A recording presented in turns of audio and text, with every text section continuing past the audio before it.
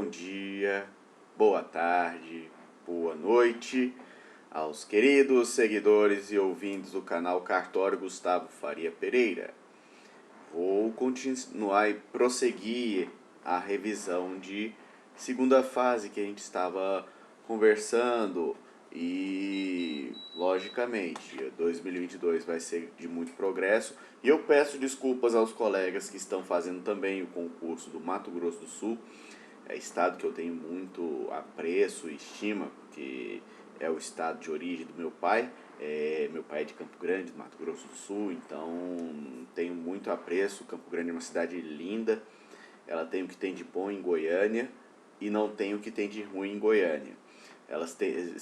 Quem tiver um bom tato, uma boa visão, vai reparar que tem muitas semelhanças com Goiânia. Aliás, o estado do Mato Grosso do Sul tem muitas semelhanças com o estado de Goiás. Eu digo que a única diferença é que, como se diz, não temos uma Pedro Juan Caballero para comprar uísque bom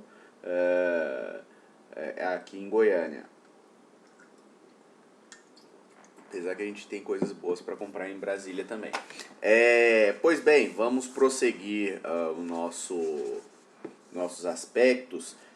E eu vou focar tanto isso para nossa revisão de segunda fase, tanto de Mato Grosso do Sul, Santa Catarina e o estado de Goiás, e utilize também para São Paulo, pessoal. Eu não falo de São Paulo, mas também se aplica a São Paulo. A Lei 6.015 é para o país inteiro, e muitos códigos de normas eles têm reminiscências ao Código de Normas Paulista, ok?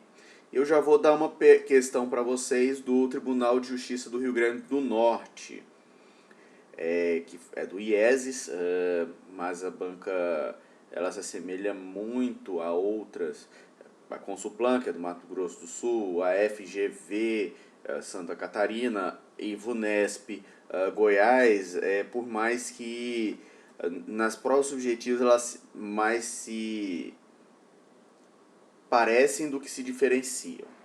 Por isso que eu falo isso de uma forma meio que não cínica, nem inoportuna, mas sim até para o candidato ver que são válidos treinos oriundos de outras bancas. Ok? Vamos lá. Imagine você, oficial do registro civil, diante de uma mãe solteira que busca o registro de nascimento de seu filho. Na forma do Código de Normas da Corregedoria Geral de Justiça, discorra qual deverá ser a atitude e quais providências devem ser tomadas. Obviamente, essa questão é de 2012, então a filiação incompleta agora tem provimentos, o 12, o 16, 19 e 26, e também o artigo 1597, da presunção de paternidade. Então vocês têm que ficar muito de olho e fazer a remissão, e também o domínio com código de normas. Santa Catarina tem, não sei no caso do Mato Grosso do Sul. São Paulo eu tenho certeza que tem também. Olha, faço de novo a recomendação. Se vocês não compraram, vão no site da editora Foco. Olha, eu não estou fazendo jabá aqui não, pessoal. Não tenho promoção patrocinada aqui não. Isso aqui veio do meu próprio QSJ.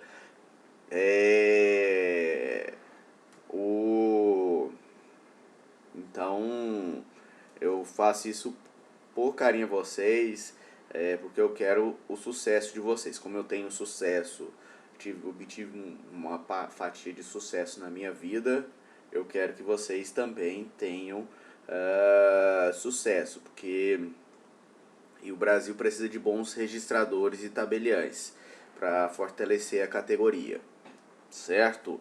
E também a Lei 8.560 de 92, que fala no artigo 2º, que ainda está em vigor. Então vocês podem fazer uma boa dissertação. E reitero nos comentários ao vídeo, vocês podem botar a resposta dessa questão ou também mandar no e-mail que eu fiz na descrição, ok? Obviamente, o que o examinador iria querer? você falar do programa pai presente ou pai ausente. Mas a verdade, vamos prosseguir então para mais uma questão. Indique, essa é de São Paulo, 2011, VUNESP, indique as hipóteses de morte presumida. A morte presumida autoriza novo casamento da viúva, devendo o oficial proceder à habilitação de casamento.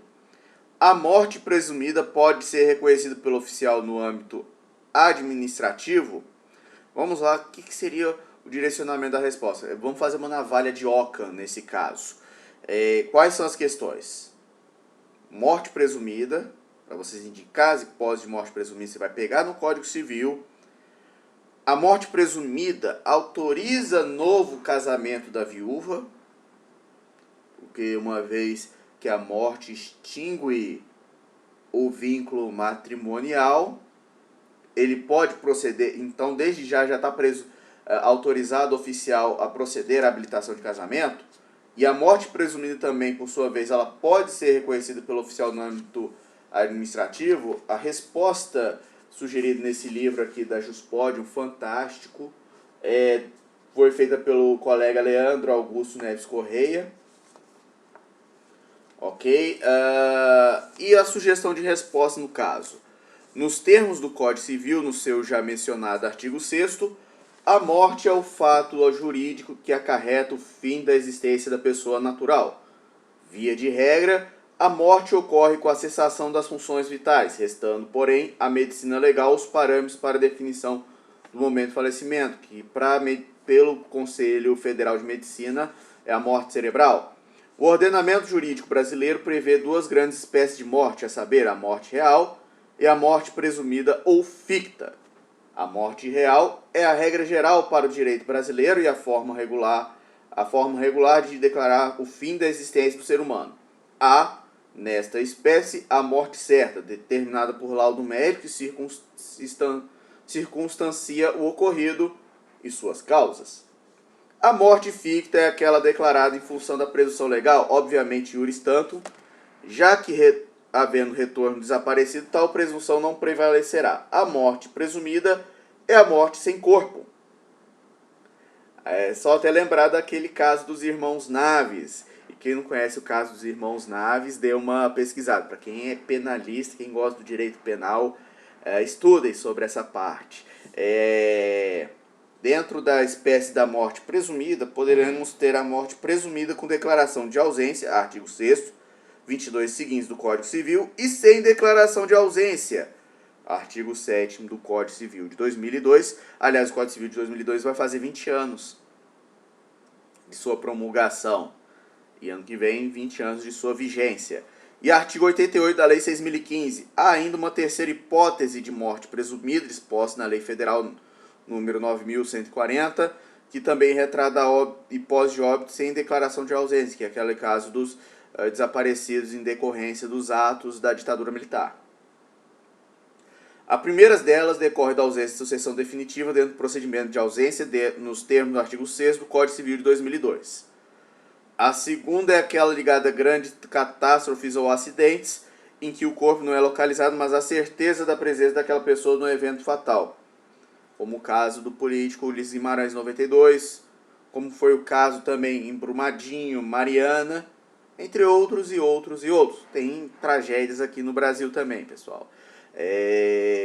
Quem não pensa que o Brasil é um país sem tragédias naturais está equivocado e ridiculamente enganado.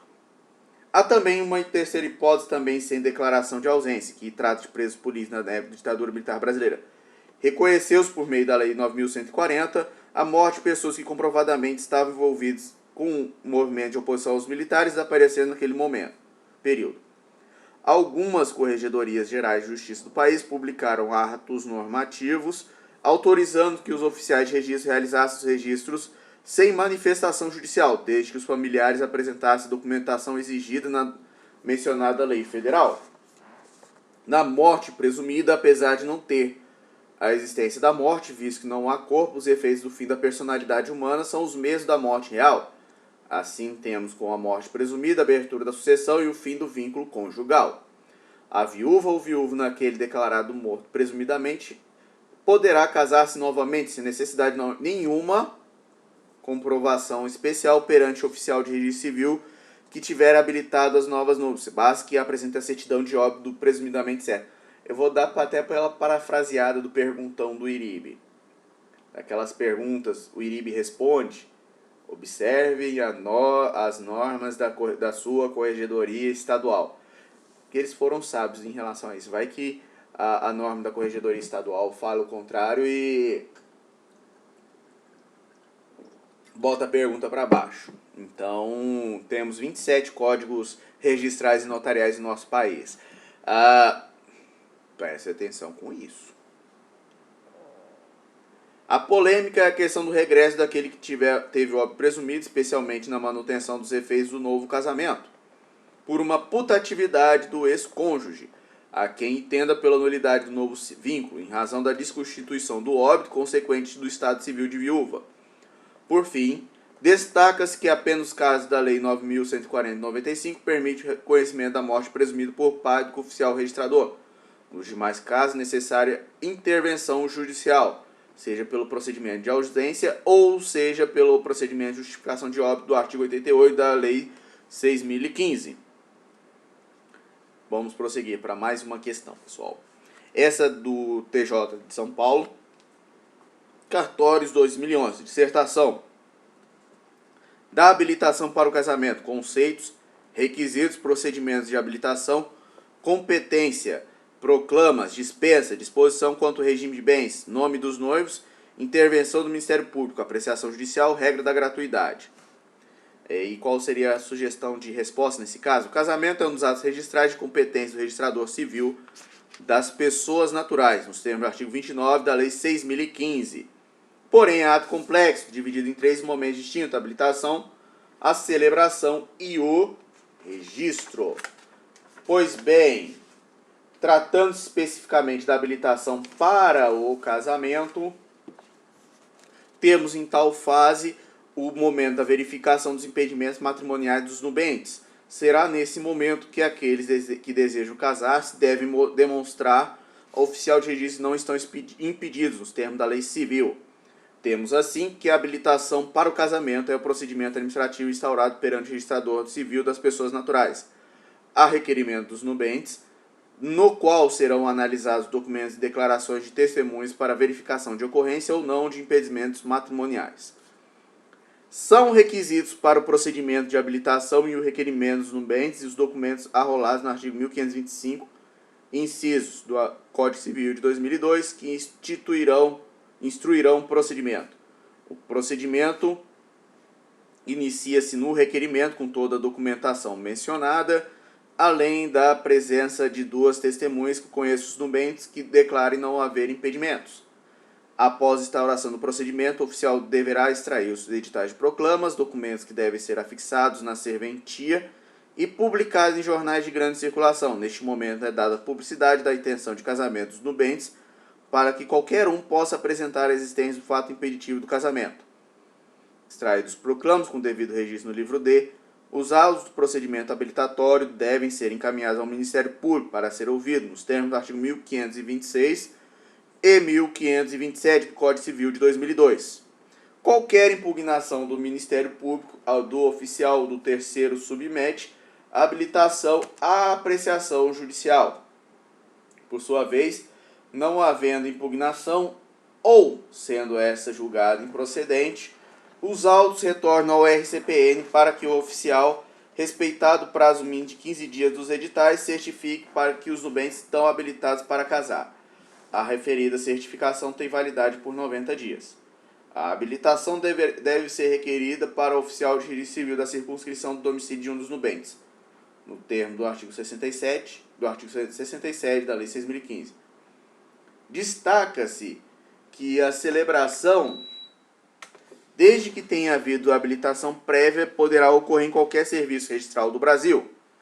Em algumas hipóteses é possível para que os editais de proclamas,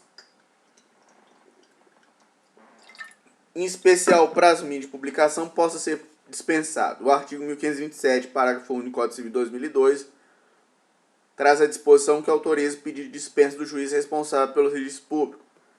É na solicitação que os nubenques definem sobre a adoção de nome de um do outro e sobre os regimes de bens. Em relação ao regime os nubenques podem optar pelo regime legal, via de regra a comunhão parcial de bens, bastando declarar tal vontade no requerimento dos nubenques.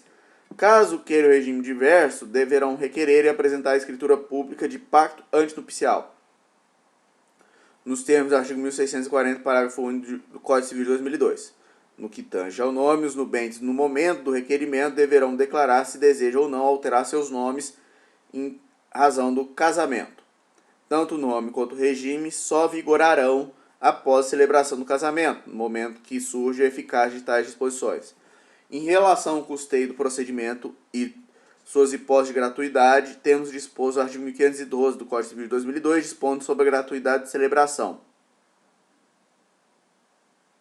Você vê que quando eu falo sobre gratuidade, eu dou uma pequena travada, né?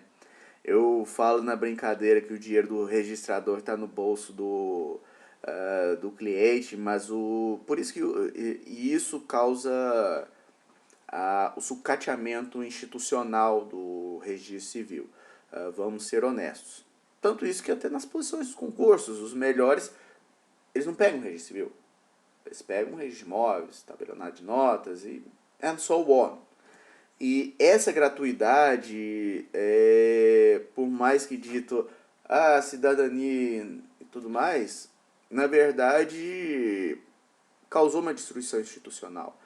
E aquele negócio, infelizmente, os registradores de imóveis estão nem aí. Os tabeliões de notas estão nem aí. Quando menos você vê, os tabelionatos de notas estão sendo atacados por alguma outra gratuidade, por um populismo legislativo. O registrador de imóveis também está sendo atacado por um populismo legislativo, e não é raro. Vide essas leis do agro, a medida provisória número 1085, a procuração para o INSS. Dizer que é gratuito é bonito. De onde vem? Não existe almoço grátis. Então, dizer que tem fundo, mas nos estados você tem um fundo que custeia mais, por exemplo, uma Santa Casa do que seus atos gratuitos, ou, por sua vez, mais a sua Assembleia Legislativa do que os atos gratuitos. Vide a Lei 19.191, no artigo 15, para ver que eu não estou mentindo. É só uma crítica que é a oportunidade que eu tenho de dizer no meu canal. Dispondo da gratuidade da celebração. Em relação à habilitação, temos como regra o pagamento dos emolumentos ao oficial de registro civil, salvo para os declaradamente pobres, como consta o artigo 1512, parágrafo único do Código Civil de 2002. A próxima questão do Tribunal de Justiça de Santa Catarina, 2012, ingresso 2012. Zilton, nascido em 27 de maio de 1993, namorava sua prima Morgara, nascida em 15 de julho de 97, tendo ambos reconhecidamente pobres. Mantiveram relações sexuais e Morgara engravidou, aumentando o desejo que já nutriam de se casar. Quem for pegar o registro civil vai ver isso acontece muito. Pessoal desesperado para casar com 15 anos para fugir de casa. Filho, e tem que lembrar, filho é um fim em si mesmo, não é um meio. Muita gente confunde o filho para quê? Como meio de sair de casa, como meio de segurar o cônjuge, e por aí vai. Infelizmente, são realidades tristes que você vai encarar. O bom do registro civil, o registrador civil, ele tem uma consciência social e ele consegue ver as mazelas e tristezas da sociedade. Mas vamos prosseguir o enunciado. Entretanto, somente a mãe de Morgara consentiu no casamento, entendendo o pai que, apesar de grávida, a filha era muito jovem, recusando por isso o consentimento. Os namorados, pretendendo morar juntos, adquiriram bens móveis para o futuro lar. Na data aprazada para o matrimônio, o noivo, em razão de uma emergência, informou que não poderia comparecer ao ato. Diante do CAD, discorre os procedimentos necessários à concretização do matrimônio. Eles compreendidos autorizações, impedimentos, exigências, possibilidade de dispensa dos proclamos, regime de bens, selos, emolumentos e custos. Discorra ainda sobre a obrigatoriedade da pessoa física simultânea dos contraentes. Ou seja, qual seria o fundamento de uma resposta? O casamento civil possui requisitos legais para que possa ser concretizado, dentre eles a idade núbil. Tem que lembrar que essa questão foi anterior à Lei 13.811, de março de 2019, que proibiu os menores de 16 anos de casar, independente de ter gravidez ou não. E ainda imagine se essa questão fosse de 2006. Por isso que eu digo, não existe questão de direito notarial registral atualizada. Há modificação na lei, por isso uma resposta diferente. Por isso que eu digo o seguinte, diante do quadro de modificações legislativas, o examinador pode cobrar a mesma questão. Pararam para pensar nisso? Mas, pois bem, a questão da hipótese revogada foi a questão da gravidez, como foi do problema enunciado no enunciado. Estabelecia o artigo 1520 que, em caso de gravidez, poderia o juiz permitir o casamento, mesmo com a nubente menor de 16 anos. Ocorre com o advento da mencionada lei, as exceções foram totalmente revogadas, ficando vedado em qualquer caso o casamento entre pessoas com idade menor de 16 anos. Desta forma, o matrimônio do casal não poderá ocorrer, devendo o oficial do registro esclarecer as partes e orientar para que aguardem a noiva atingir os 16 anos. No que tange de tais, os nubentes, superado o impedimento acima narrado, podem ainda requerer a dispensa dos proclamos, garantida de celeridade ao certame e restrição da publicidade. Isso já aconteceu muito aqui em Silvânia. Grávida de 15 anos, querendo casar, aí falando assim, mas tô grávida. Não, a lei mudou. Mas não pode. Não, o registrador cumpre a lei. A gente tem que ser mais positivista que Kelsey. Sim, já ouvi. Quando eu vi até um parêntese aqui. Quando eu vi eu não gosto de usar o termo usuário cliente, falar assim. É a lei. Aí falou assim: Gustavo, você está sendo mais positivista que Hans Kelsey. Eu parei, olhei assim, não acredito que o cara tá me falando uma P ponto dessa. Mas temos que ser legalistas, no fundo. Outro ponto a ser analisado no problema é a relação de parentesco dos nubentes. Impedimento para casamento nos termos do artigo 1521, inciso 4, o parentesco colateral até o terceiro grau, inclusive. Resta evidente que a relação dos primos é de quarto grau, não havendo impedimento em razão do parentesco nesse caso. No caso em apreço, após superado o impedimento da idade dos nubentes, a escolha do regime será livre, dentre aqueles previstos no Código Civil Brasileiro, tendo como regra a comunhão parcial de bens, salvo pactuação em contrário. Por fim, em razão de serem pobres nos termos da lei, conforme dispõe o artigo 1512, parágrafo único do Código Civil de 2002, não haverá cobrança pela habilitação, registro primeira via de certidão de casamento. Celebração como disposto na Constituição Federal, artigo 226, é sempre gratuita.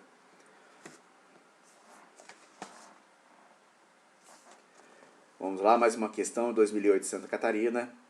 João Abelardo Camacho, brasileiro, divorciado, 59 anos. Essa é para confundir mesmo. E a FGV com certeza vai botar uma coisa assim para você ficar bem confuso.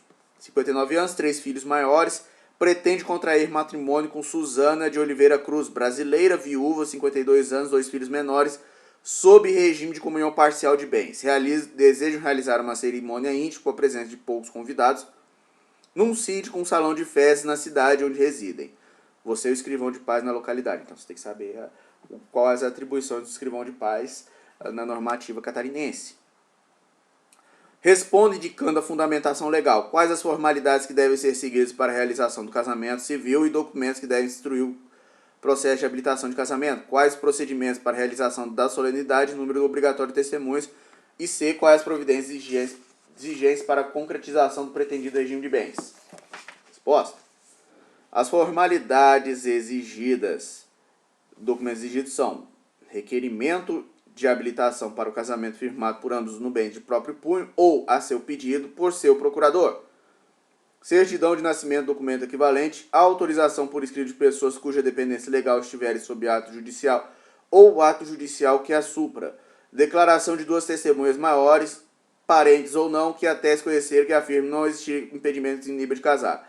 Declaração de estado civil do domicílio da residência atual dos contraentes e seus pais, se forem conhecidos, certidão de óbito do cônjuge falecido, de sentença declaratória de nulidade ou anulação de casamento, transitado e julgado, registro de sentença de divórcio. Ademais, deve respeitar os impedimentos do artigo 1521 do Código Civil. Feito isso, o oficial ouvirá ao Ministério Público. Não havendo impugnações, o oficial publicará edital de proclamos por 15 dias.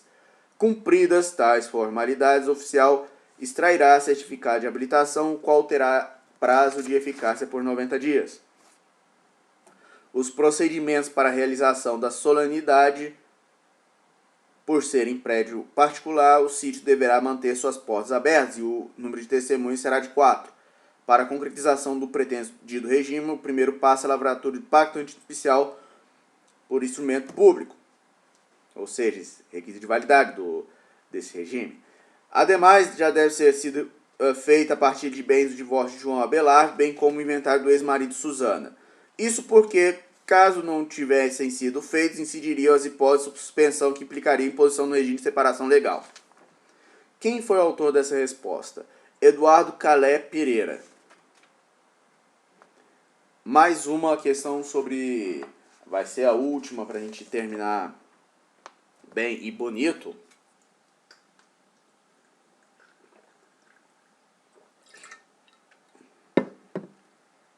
De Santa Catarina, 2008. José Narciso, com 65 anos, paciente de tratamento por insuficiência renal, recebeu autorização para acompanhar o velório de seu filho em casa. Nessa oportunidade, passou mal e, acreditando que iria morrer, manifestou seu interesse de oficializar seu relacionamento com Gisela de Lourdes, com quem convive há mais de 7 anos e que está grávida de 2 meses. Solicitou, então, a presença de testemunhas para a realização do casamento, que ocorreu sem a presença da autoridade competente, considerando tais circunstâncias baseado nas regras do Código Civil, bem como na Lei de Registros Públicos. Deverá o candidato discorrer sobre a validade e possibilidade desse casamento. Em caso positivo, mencionar os prazos a serem observados, o regime de bens, os efeitos e os requisitos para sua eficácia. Além disso, deverá considerar a possibilidade de restabelecimento no bem que se encontrava em iminente risco de vida. A mesma resposta sugerida seria pelo professor Eduardo Calé. O casamento narrado na questão pode ser válido caso observe as formalidades legais exigidas. Trata de casamento nunculpativo, aquele realizado quando um dos contraentes encontra-se em iminente risco de vida. Dessa forma, sua validade fica condicionada à realização das seguintes formalidades.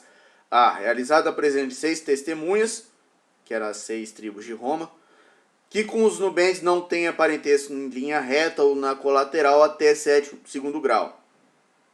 Realizado o casamento, as testemunhas compareçam perante a autoridade judicial mais próxima em 10 dias para que lhes sejam tomadas declaração acerca que foram convocados por parte do enfermo, que este parecia em perigo de vida, mas em seu juízo, que, em sua presença, declarar os ausentes livres espontaneamente receber-se por marido e mulher.